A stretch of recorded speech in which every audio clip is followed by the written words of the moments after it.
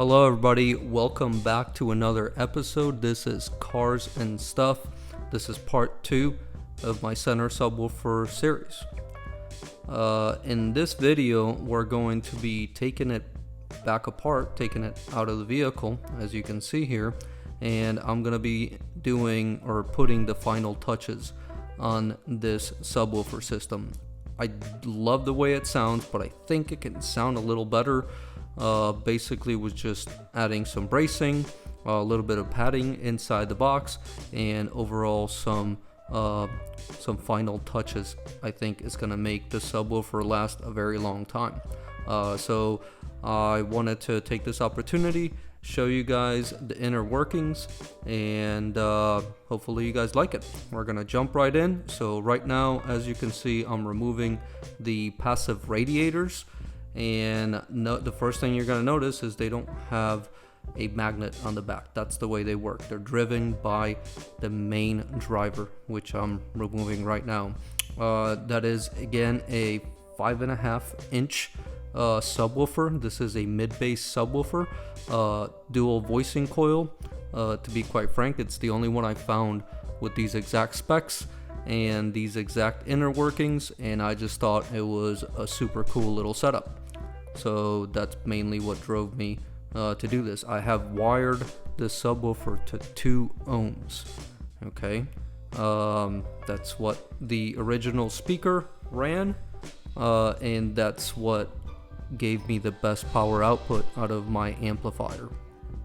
So yeah, this is the inside of the box, and basically what I'm going to be doing is I'm going to be adding some bracing. As you can see, I'm going to drill some holes on the side of the box and install some brackets that bolt the box down to the floorboard of the vehicle. That way, if I'm ever doing off-roading or anything of that nature, I don't have the box jumping around getting loose. Also, I noticed that the screws that hold the speakers in don't quite bite into the wood the way I want them to. So I'm going to put these threaded inserts along with these machine bolts. That way I can also remove the speaker if I ever need to, and install it back, and it'll create a great seal without having to put new screws into the box or without damaging anything. These are the bolts I'm going to use for the bracket, and basically, yeah, I'm just gonna go ahead and put these threaded inserts on the side, some wood glue, and a little bit of elbow grease. Right here, you're gonna see me kind of go through the figuring it out process, right? So first I was using the bolts to put them on, then I realized I'm using wood glue. If I screw these bolts on to the threads, they may not be that easy to come out. So what I did is I said, well, I'm gonna use a vice grip instead. So I'm using a vice grip, and I'm basically squeezing them in there and just waiting for everything to dry. As you can see, this ended up working out really well. I did check to make sure that those threaded inserts were staying in there well, and I do have to modify them, as you can see here. Basically, that one I gotta cut. Yep, I gotta cut this side, or what would be the bottom piece.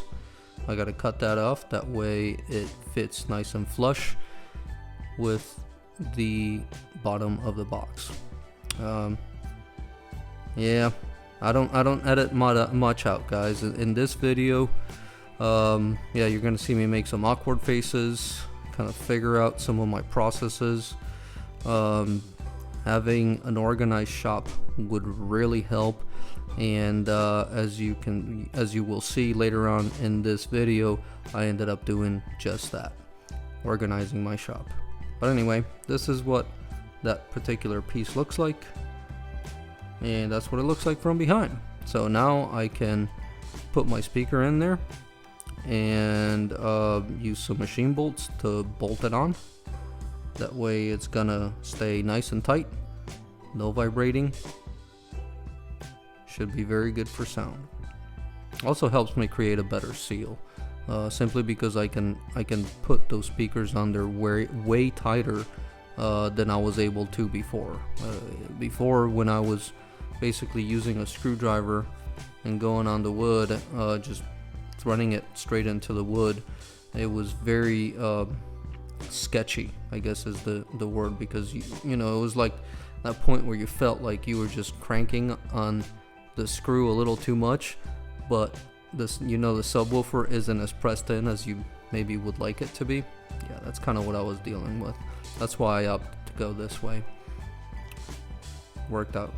Gotta say, guys, this worked out really well. It's super clear, by the way.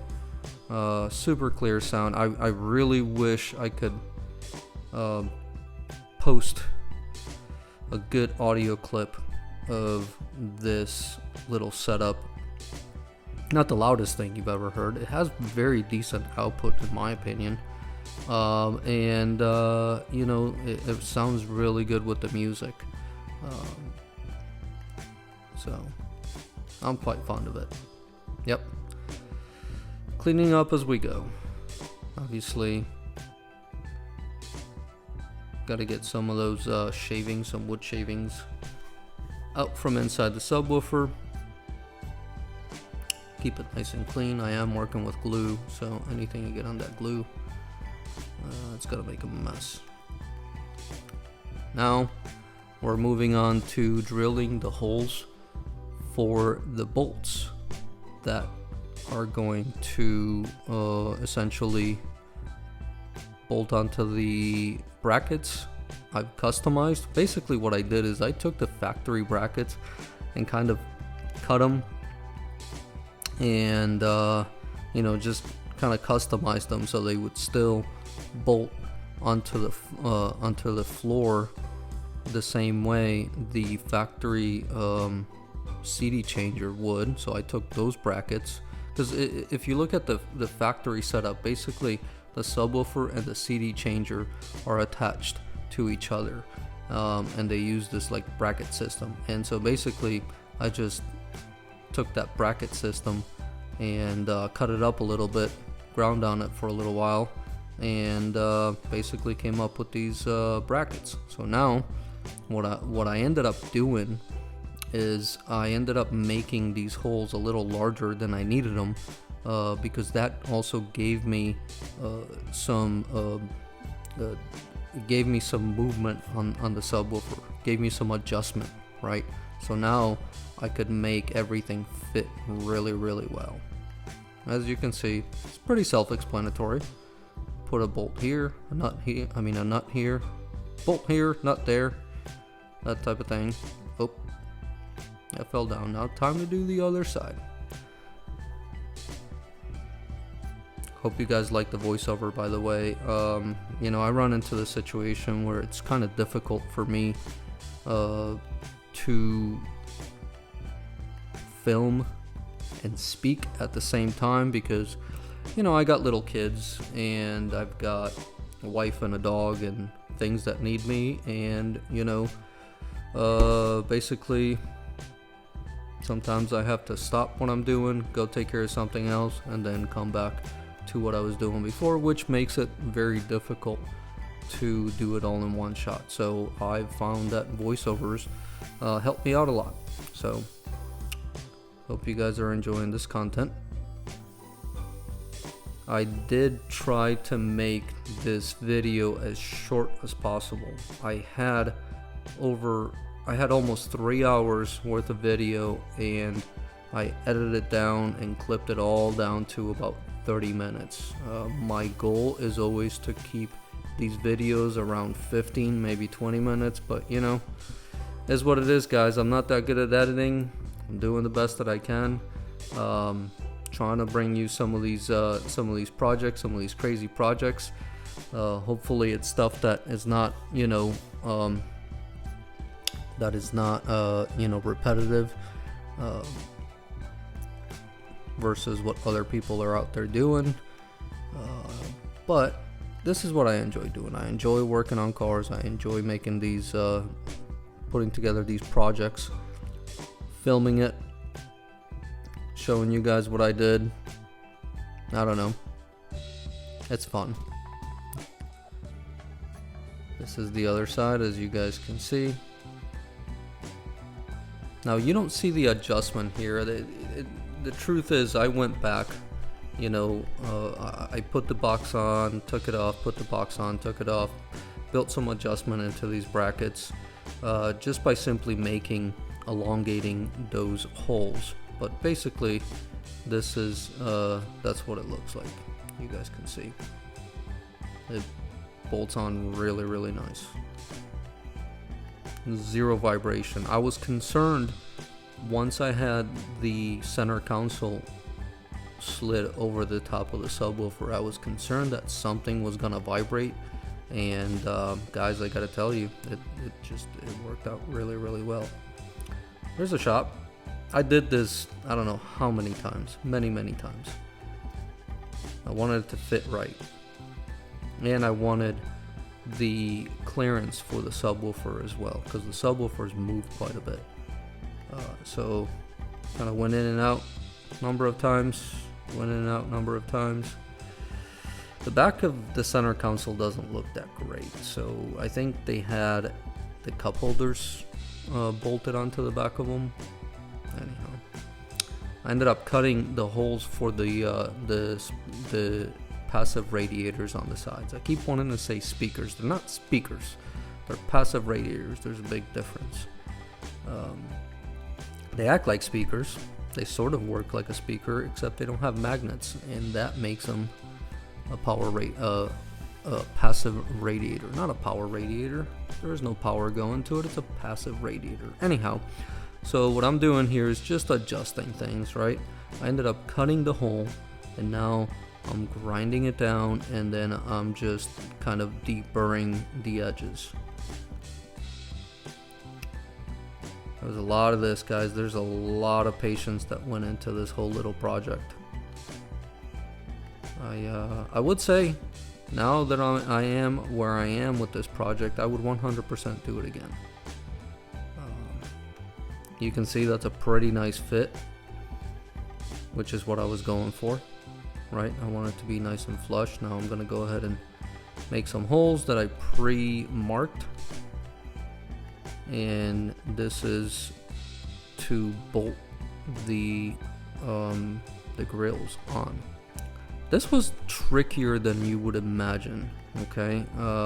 The reason for it is because the bolts I use, the screws I should say, really kind of would stick out way too much, and I was concerned that those screws were going to rip the cones as I was sliding the center console up and over the subwoofer. So I know in this clip I'm putting those little brackets on the plastic. I ended up doing away with those for that exact reason, because I noticed they would just touch the cone, and I didn't like that. I don't want the cone getting ripped or anything like that. The idea behind any project I make is I also want it to be serviceable, right? If I need to take it back apart, or if somebody needs to take it back apart, I want to be able to do that. You can tell how the bolts the screws, are kind of sticking out. You see that? So, you know, that was the next challenge I ended up having to get worked out. But overall, I think the look, the OEM Plus look, they just looked the part. It almost looks like those grills should have been there. You can see I added some washers, and you can see how I added a little bit of adjustment to all the bolts, and that made all the difference, guys, because now what I can do is I can slide that subwoofer a little bit forward or a little bit backwards and just basically put it exactly where I need it. And there's the side grills. Once that's in the actual vehicle, once that's actually installed, it just looks so good. All right, moving on. So now what I'm doing is I'm grinding down those threaded inserts, okay, because as you can see, the edges are kind of sticking out a little bit. And guys, you would not believe how challenging that was.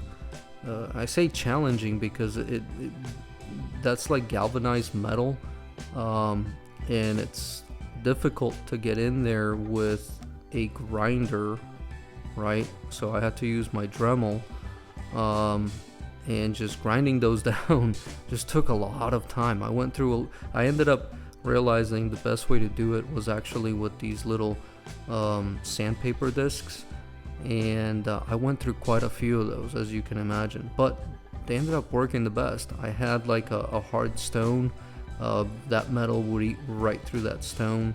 I had like a metal cutting bit, and it just made a crazy noise. It was way too loud.